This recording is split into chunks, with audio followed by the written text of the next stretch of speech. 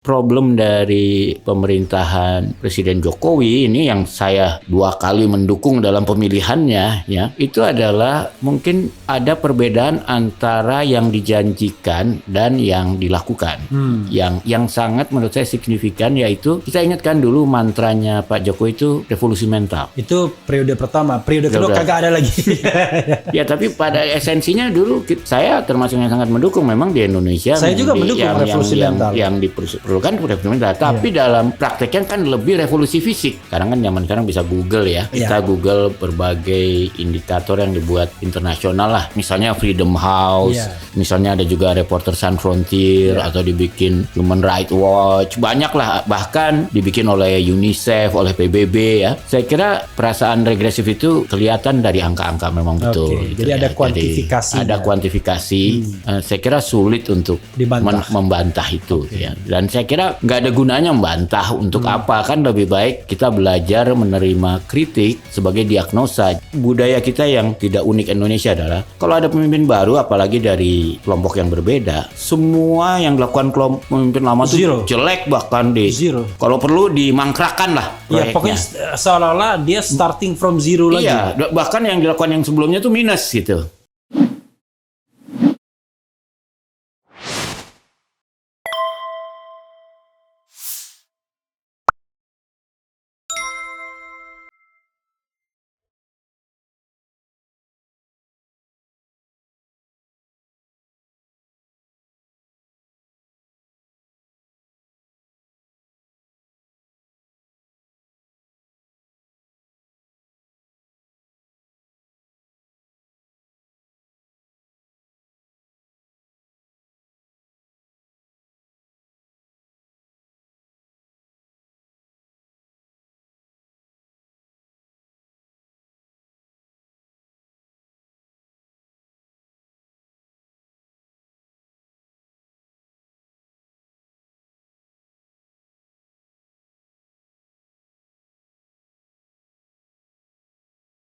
Mas BH, kita akan banyak cerita tentang kondisi Indonesia secara umum ya, terutama masa pemerintahan Presiden Jokowi ini dengan seobjektif-objektifnya dan berusaha melepaskan diri dari ketakutan-ketakutan atau berhala-berhala politik hari ini ya. Satu, Undang-Undang 1 1946 menyebarkan berita kebohongan. Saya pernah dikenakan novel itu. Yang kedua, penyebaran kebencian. Mas Bambang punya story juga karena Dewan Pers pernah ya. Orang tiba-tiba kok bisa menjadi belenggu kebebasan berpendapat. Kalau pers masih mending loh Mas. Ini YouTube gak ada perlindungannya, bayangkan. Sebetulnya Dewan Pers di zaman saya itu sudah memberikan perlindungan. Cukup satu syaratnya. YouTuber itu mendeklar taat pada kode etik jurnalistik. Kalau itu dilakukan, otomatis Dewan Pers menganggap itu pers. Saya taat saya. Ya, dibikinnya ya declare di YouTube-nya bahwa YouTube salah satu taatnya saya tidak ingin menyebarkan berita bohong. Misalnya kalau berita-berita yang nggak jelas apa-apa nggak mau saya. Ya, problemnya dari kata berita bohong itu kan, pemahaman hukum sama pemahaman jurnalistik itu nggak sama gitu. Oke, nanti kita akan bahas. Nah, yang ketiga adalah jerat penodaan, ya kan? Penodaan agama misalnya. Itu jerat-jerat begini membuat kita sulit. Terakhir bisa juga masuk terorisme. Allahu Akbar, ya kan? Nah, gara-gara ngomong Allahu Akbar bisa terorisme itu. Oke. Mas BH ya, silakan memberikan evaluasi secara umum 9 tahun masa pemerintahan sekarang yang kalau saya pakai ukuran kok regresif semua. Saya selalu mengukur dari 4 sisi dan itu regresif semua. Ketaatan kepada konstitusi, regresif, misalnya pemberlakuan presidensial threshold yang menurut saya sudah mulai ugal-ugalan lah.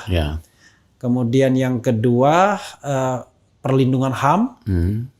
Jangankan perlindungan, yang nyata-nyata banyak orang mati aja nggak diproses. Kanjuruhan, KM 50 ya. Yang ketiga itu demokrasi, freedom of speech, freedom of expression itu bahaya semua dengan undang-undang tadi. Yang keempat, pemberantasan korupsi yang juga regresif. Itu kata Refli Harun. Saya tidak tahu kata Bambang Harimurti. Silakan Mas Bihan. Saya kira apa yang disebut oleh, saya panggilnya apa ya, Mas, Uda atau Bung atau apa bagusnya? Bung, karena masih ada kesempatan untuk jadi presiden. Oke, Bung Refli Harun ya. Bung Refli, saya kira yang Anda sebutkan tadi regresif itu, kalau kita sekarang kan zaman sekarang bisa Google ya. Kita Google berbagai indikator yang dibuat internasional lah, yang objektivitasnya pasti jauh bisa dipercaya. Agak deketin sedikit Mas kalau nggak objektivitasnya misalnya Freedom House, misalnya ada juga Reporter Sans Frontier atau dibikin Human Rights Watch, banyak lah, bahkan dibikin oleh UNICEF, oleh PBB ya.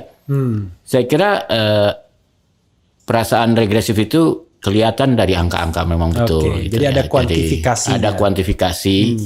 Saya kira sulit untuk membantah itu. Ya. Dan saya kira nggak ada gunanya membantah untuk apa. Kan lebih baik kita belajar menerima kritik sebagai diagnosa. Justru karena kan lebih baik kita dikasih tahu orang, oh kamu tuh sakit. Ini ada tandanya begini. Kan sebaiknya kita bukan sakit apa, saya sehat kok. Gitu. Kan nggak begitu Ben. Oke, sakit ini tandanya apa? Oh kurang vitamin C. Kita tambah vitamin C dan sebagainya. Nah, saya kira problem dari pemerintahan Presiden Jokowi ini yang saya 2 kali mendukung dalam pemilihannya, ya, itu adalah mungkin ada perbedaan antara yang dijanjikan dan yang dilakukan. Yang sangat menurut saya signifikan yaitu kita ingatkan dulu mantranya Pak Jokowi itu revolusi mental. Iya. Ya. Itu periode pertama, periode kedua kagak ada lagi. Ya, tapi pada esensinya dulu saya termasuk yang sangat mendukung memang di Indonesia. Saya juga mendukung revolusi mental. Yang diperlukan revolusi mental, tapi dalam prakteknya kan lebih revolusi fisik. Iya. Ya, jadi kalau kita nyanyi lagu Indonesia Raya itu kan selalu disebut tuh bangunlah jiwanya dulu baru bangun badannya ya. Tapi Pak Jokowi mungkin karena memang itu yang beliau sangat bisa lihat dengan cepat. Itu yang kita lihat revolusi fisik. Kalau kita lihat pembangunan bandara, pembangunan macam-macam lah dibangun ya. Itu kita akan mengatakan betul terjadilah perubahannya. Walaupun saya kalau orang bilang wah ini dibandingkan pemerintahan sebelumnya, saya bilang tunggu dulu ya. Kita harus lihat itu semua tuh kesinambungan. Zaman dulu infrastruktur itu sulit dibangun karena susah membebaskan tanah. Lalu presiden sebelumnya membuat bersama DPR membuat undang-undang pembebasan tanah. Selesai tahun 2012, baru berlaku mulai 2014. Ya kan? Masuk Presiden Jokowi, beruntung masalah itu sudah selesai. Kalau orang bilang itu alasan, saya biasanya saya baliknya begini, sama seperti yang terjadi pada Anies dan Ahok.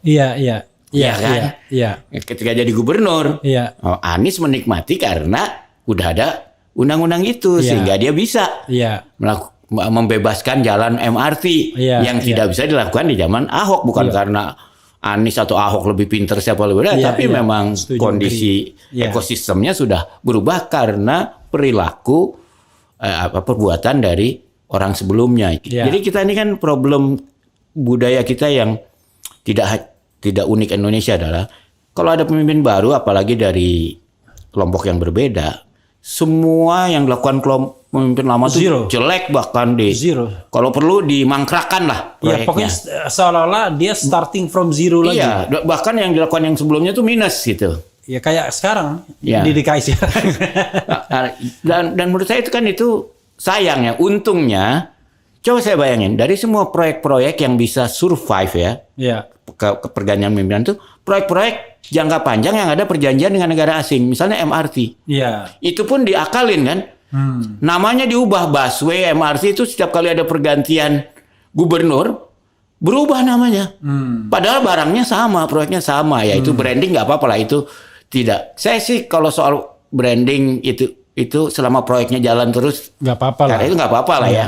Tapi kalau terus dimangkrakan, supaya bisa nyalahin yang dulu jelek gitu, ini kan budaya yang jelek, itu kan uang kita juga gitu loh.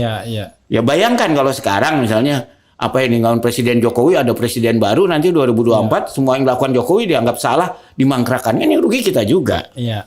Iya kan? Walaupun saya juga bingung tuh kalau misalnya sudah mangkrak seperti monorel tiang-tiang di itu mau diapain lagi itu? Nah itulah. Karena tidak ada. Kalau itu kita belajar aja di negara tetangga. Itu kan harus diselesaikan. Iya. Ini kan tidak diselesaikan karena seperti asuransi Jiwasraya, asuransi apa? Asabri. Ada problem setiap kali pergantian direksi nggak mau diselesaikan, dipindahin ke direksi yang berikut gitu loh ya. Akhirnya itu problem jadi besar, gitu kan problem bukan selesai. Nah kita juga nggak punya kebijakan, karena kalau kita buat kebijakan cut loss apalagi BUMN, kejaksaan datang nanti atau KPK, ini kerugian negara ditangkap, jadi semua orang nggak mau. Ya tapi kan sebenarnya Mas, saya baru ingat ya, saya bilang Mas BH, saya BH ada yang salah, saya lebih dipanggil. Ada yang salahnya. Iya, yang lebih dikenal tuh BHM. Iya, makanya saya bilang apa yang keliru, BHM itu kelihatan kalau saya 12 tahun nggak pernah ketemu ya. Jadi Mas BHM ya. Tapi saya juga nggak bisa mengatakan bahwa nanti kalau ada apa cut loss apa ada kerugian negara, itu kan karena kalau saya presiden, ngapain susah-susah bikin aja perpu. Maksudnya memang betul-betul perpu yang bermanfaat. Iya kan? Untuk menyelamatkan perekonomian, untuk menyelamatkan yang cut loss seperti itu. Bukan yang sekarang lah ya. Ciptaker kan banyak dipermasalahkan. Jadi maksud saya, tidak ada problem regulasi. Karena kalau yang namanya regulasi itu kan tingkatnya di bawah konstitusi. Ya, kalau pidana-pidana itu kan. Kalau tingkatnya masih di bawah konstitusi, itu bisa dibuat untuk itu dengan asumsi orang taat hukum, termasuk aparat penegak hukum. That's right. Maksud saya, kalau misalnya aparat penegak hukumnya tidak taat, maka yang harus strongnya itu primus inter paresnya, presidennya. Dengan dia strong begitu, kan dia kan sebagai commander kan bisa perintahkan untuk taat dan lain sebagainya. Tapi masalahnya, kalau dia part of problem itu jadi masalah. Misalnya dia terlibat juga kong kali kong nyawa tuh berat. Let's say misalnya dalam hal kriminalisasi aktivis misalnya. Kalau kekuasaan terlibat ya nggak akan bisa gitu. Silakan Mas, teruskan. Itu kan yang semua mungkin udah klise ya ketika orang bilang